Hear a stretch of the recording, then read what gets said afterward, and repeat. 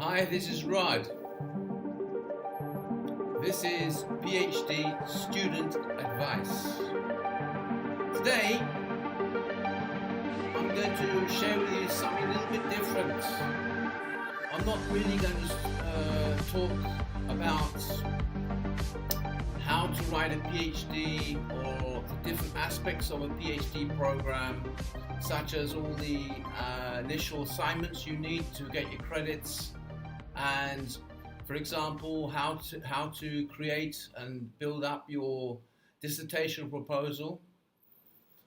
What I'm going to do today is go back to some very basic elements or issues that many PhD students have, and that is how to write in English and how to express yourself correctly in English. Many of my students are foreign students. And I've been 15 years, I've been an ESL teacher. I've taught foreigners or foreign students how to speak and communicate in English. I've taught basically IELTS, TOEFL, GMAT, SAT, and so on. And it surprises me, it never ceases to surprise me, how often really smart PhD students screw up communicating in the written word in English. Some very basic, I would say, kindergarten English. They just don't understand. So I'm just going to go through some very basic things today. So first of all, I'm going to just address 5 verb tenses. Now you may laugh, think, what's this got to do with PhD? Bear with me. I will guarantee at the end of this that you'll be surprised and you'll have learnt something. Really, this is going to help you to write better, to express yourself better, both in speaking and writing. So here we go. First of all, let's take present simple. For example, I teach English. You think in English. He loves her. She cries sometimes. It is hungry. We are happy. They are creative. It's what we call present simple. Now, most of you know the verb tenses, I'm sure, if you're a PhD student, but do you know why you use it? That's the critical thing. It's easy to know what, not so easy to know why. I can prove this to you. Let me ask you just one question. Do you love your mum? You say, oh yes, of course. Okay, why? Oh, not so easy now. You're thinking right. Not so easy to say why. It's the same in English. In learning English, we often know what the terminology is and what we're saying. We often know why we're using certain verb tenses, for example. So, number 1, and please bear with me. I know you think this is very basic, but please just bear with me just a few minutes and you'll see why I'm telling you this. Number 1, the reason why we use present simple, or in some areas of the world they call it verb 1, is number 1, to talk about routines and habits. I brush my teeth every morning. I go to sleep every night. Okay? That's fairly simple. We learn it in kindergarten, right? The second reason is to talk about facts, true facts. Birds fly in the air. Monkeys play in trees. Students learn in classrooms. You get it? All right, that's the first one. But just wait. The second is what we call present simple continuous. Okay, so it's what we call the ing factor. Speaking, thinking, loving, laughing, crying, talking, studying, thinking. Most people will tell you, if I ask you why do we use that, most people will tell you, to talk about things we're doing now. Correct. Right now, I'm sharing some info with you.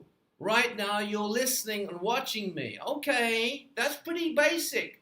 But you know something? There's a second reason why we use that continuous verb. There's the problem. Why? Not so easy, eh? Not so easy. Why do we use it? Let me tell you. Let me give you an example. I live in Barcelona. I may live in Barcelona, but I'm living right now in Dubai. Live is a fact. I live somewhere, but I'm living somewhere is temporary for a period of time.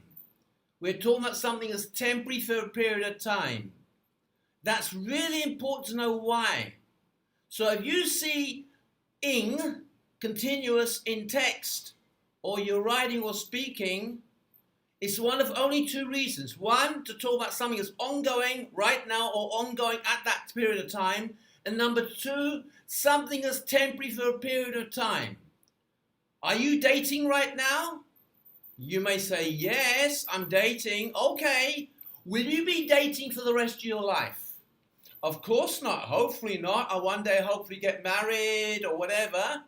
I don't intend to keep dating after I get married. Exactly. It's temporary for a period of time. Dating. Number three, the verb tense, simple past. It's very simple, actually. There's only one reason why we use it, and that's to talk about completed action. Not difficult to understand that one. Next one I'm going to cover, number 4. Remember, we're just going to cover 5 today. This is very short today. The fourth one is what we call present perfect. And many students have a problem to figure out what's the difference between present perfect and simple past, because they both address the past, the completed past. So let me give you an example. What's the difference between I went to Bali, simple past, and I have been to Bali, present perfect? What's the difference? Why are you using I have been? Why not just say went? The answer to that is that we use the present perfect form of the verb to talk about completed action, but it is still relevant now. It's still important now. Whereas we may use just simple past to talk about past action. It's past, it's over, who cares, so what? But present perfect is really about something completed, but it still has relevance now. So when you're writing a PhD dissertation or you're writing a weekly assignment, whatever it is, remember that. Remember to use those 4 verb tenses correctly. And also when you speak to your advisor or your supervisor, make sure you bear in mind why you're using certain language. It's not what you use, it's why you're using it. Here's the last one. Number 5. Past perfect. Okay, well, past perfect is relatively simple. It's really, the word we always use in past perfect is had. And what that means is that we're talking about an action that happened in the past is completed, but it actually happened before another action also completed. So it's 2 completed actions in the past.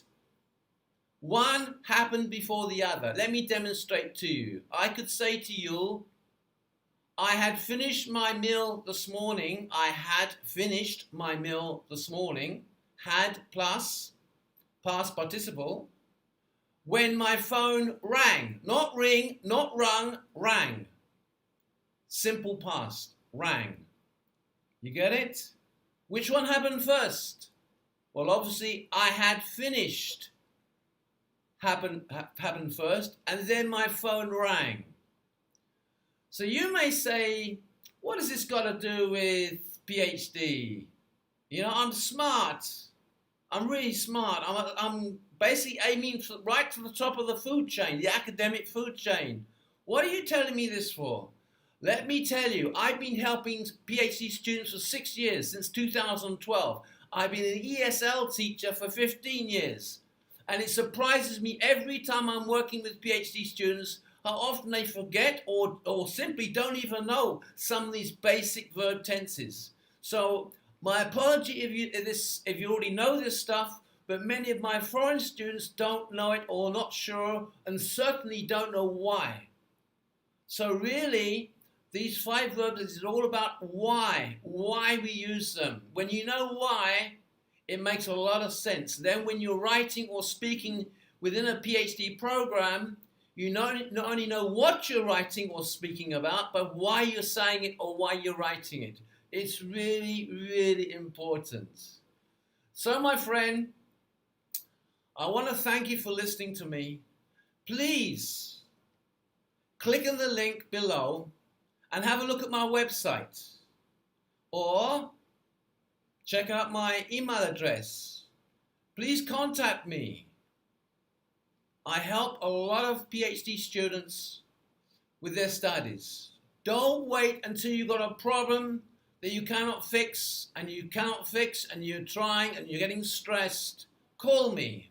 Let me be upfront with you. If you need help with your PhD, and it's just some very simple advice, student advice, I'm not going to charge you. It's for free. You know, I enjoy doing this stuff, right? If you need more active help, in other words, to help you throughout your PhD program and help you to create many different things when you're writing this program, like assignments or your dissertation proposal, whatever it is, if you need my help, if you come to a PhD roadblock and you need some assistance, I will charge you. I will have to ask you to pay something. All my PhD students pay me $20 an hour. You say that's expensive. Well, it is, especially if you're on a limited budget. But let me challenge you. Call me, just contact me, and let's talk about it. You will not believe how much we can pack into $20 into an hour. A lot. Most of my students contact me, most of the students I've got now, originally contacted me after failing a course or being rejected in some part of the PhD program.